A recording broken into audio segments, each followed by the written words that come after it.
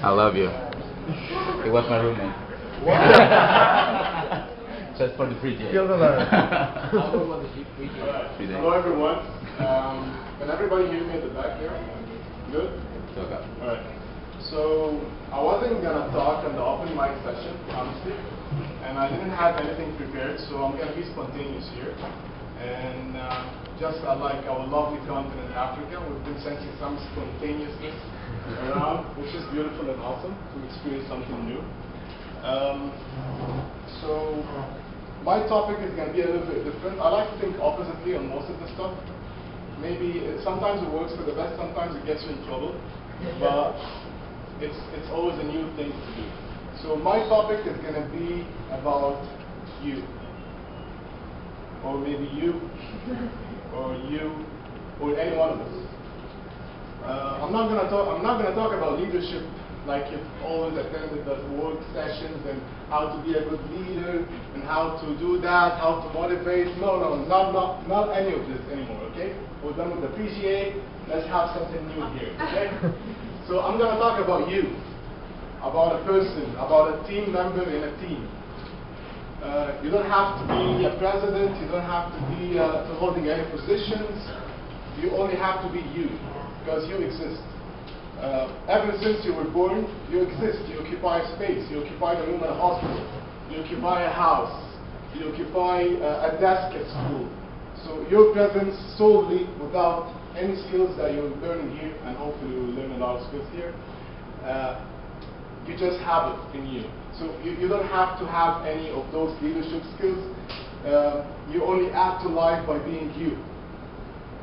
So basically, I'm gonna give you an example about how the non-leader approach can actually work.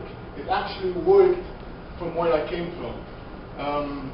Maybe most of you here heard about the Egyptian revolution, and you guys have been following that in the news. And the Arab revolution as well. We have Tunisia here. They started it. Now we have a president and they're having a nice life, and we're still like figuring out. Like they dragged us into this, and now we have to deal with it. Okay, so yeah. Bottom line is, like, to give an example of that, we didn't have a leader for our revolution, and this is what actually made the revolution successful, because we broke the rules. Not the rules as in making crimes, but we broke the rules as in with like always change. Like we've been taught that change cycle is spread from one person to the rest and not from everyone else upwards. Maybe that's like the normal tradition, but apparently it didn't happen that way in Egypt. In Egypt, I don't know, but like saying that before would make people laugh. But we were at the session, and I raised my hand on one of the sessions of leadership trainings and stuff, and I was like, so, like, if one morning just one person woke up and decided to change things, and this happened in everywhere else, in a lot of regions, in a lot of places, and they all started a good energy upwards that actually moved things, so that you all seen V for Vendetta, for example, yeah? It's the revolution kind of thing. So our revolution has no leader, and that was very good for us, because when we were chased by the police, they didn't know which one of us to catch. So that was a good thing. So the non-leader approach, I believe in that, and I'm going to make sure that maybe in the future this is proven even further, that you, by just existing here, make a difference. To relate that to the GA and what we're having now, we're having a lot of wonderful people from a lot of places, from a lot of backgrounds, cultures. So you might feel lost a bit. Yeah? You might feel like you're not really making a difference, or you're not leaving an impression, because there's a lot of people here. There's a lot of medical students. You might feel like you're just another med student sitting there in the hallway trying to look busy with your laptop so that you wouldn't look like the loser who doesn't have it. Yeah, you might have that feeling. But I'm going to tell you that this feeling is only in your head, because this is all you. Because I have another story to share about that. You're not invisible. Even if you can't talk, even if you don't have what it takes to attract attention, even if you were not born with the best features, yeah, he can relate to best features the way you want. So yeah, even if you don't have what it takes, you make a difference by just existing there. So my story was going to be about my first day at school. It was lectures. My med school is a bit small, has like 2,500 med students per class. So we got this really, yeah.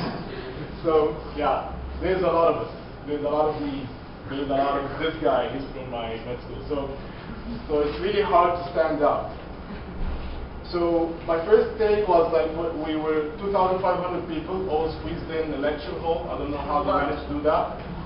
Yeah, and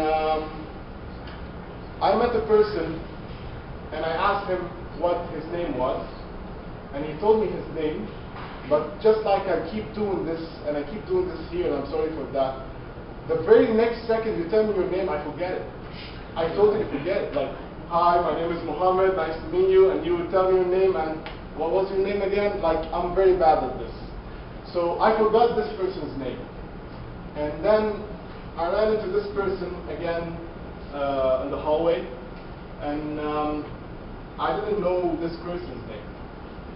This person's name now is one of the most famous names in Egypt. He was an average medical student. He was just another medical student. He was just another you, yeah? But now in our school we have, I don't know if I have the good English to say this, but we have something like a small statue for him, and like a memorial, a memorial thing for him, because he got shot in the Egyptian Revolution in the last protest. And now I can hear his names in all the program shows. I can see his name in every newspaper. Everyone knows his name now. I know his name more than I do know mine now. So he made a difference. He wasn't a person that can tell a good joke, or maybe get the best grades, or be in the early spots or the front line where everyone's seen and the spotlight is there. No. At the back, there's a lot of qualities, and that also relates to the tip of iceberg phenomena. If you see someone that he looks successful, he looks awesome, he looks super cool or whatever, that's the tip of iceberg. There is a lot of people. All you have to do is to dig for them, to go further, because not everyone can display himself, and I think display himself in a short time. And I think if he can't display himself in a short time, this is because he possesses more than he can actually display in brief minutes. This means maybe if you look at it in an opposite way again, he's not a shallow person, he's a deep person. He requires more energy from you to get to know him. He's not an easy person that you can get to know him and get attracted to. No, he needs you to go actively and do that, because he has something in there that's going to be valued for a very long time afterwards.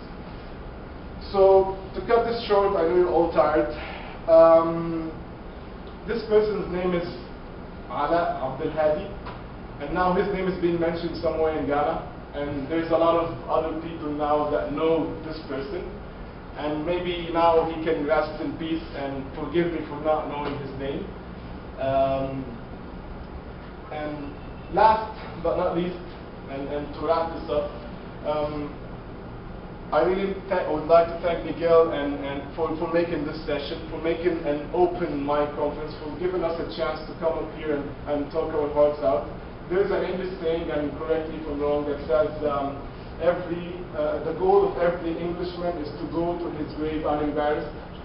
I don't know how true is that. It's new to me, but yeah. And like I've read that in some book, and there was like this huge English hat covering the whole person. But my say is like life is about me anyway. Like if life was a movie, I'm the star in that movie. So life is about me anyway. So I will go up here. I will catch my breath while talking to you because I'm embarrassed. I will do mistakes. I will not make eye contact like they tell us to do all the time. There, fixed points here, there, and everywhere. Grasp people's attention. Don't be monotonous. No, I will not do all that. I will do mistakes. I will not be perfect.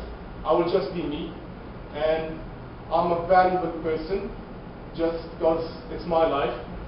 And I will make difference by, even if I, from my spot, even if I didn't get to be in any position, or I didn't get to be the social or the popular person that everyone would remember his name. Because, again, a person that not a lot of people knew his name is way, way, way much valuable than me now, and then a lot of people.